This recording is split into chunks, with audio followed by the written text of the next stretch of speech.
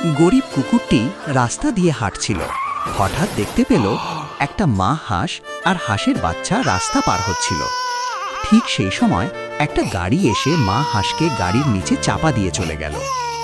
গরিব কুকুরটি দেখতে পেয়ে দৌড়ে সেখানে এলো।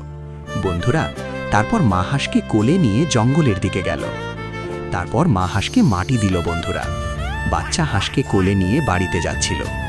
তারপর বন্ধুরা বাচ্চা হাঁসকে খাবার খাওয়াই দিল, ঘুম পাড়িয়ে দিল। সকালে বাচ্চা হাঁসকে নিয়ে খেলতে গেল। আস্তে আস্তে হাঁসটি বড় হয়ে গেল। বন্ধুরা, তারপর বাচ্চা হাঁসটি এখন গরিব কুকুরটির কাজে সাহায্য করতে লাগলো।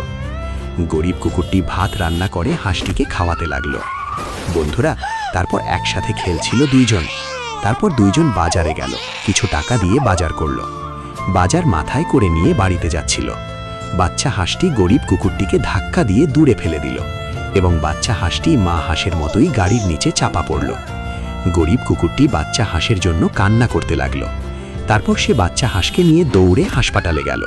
বাচ্চা হাঁসটি সুস্থ হয়ে গেল। বন্ধুরা, গরিব কুকুরটি বাচ্চা হাঁসকে জড়িয়ে ধরল। বন্ধুরা, তো বন্ধুরা, ভিডিও কেমন লেগেছে? ভালো লাগলে লাইক আর সাবস্ক্রাইব করতে ভুলবেন না।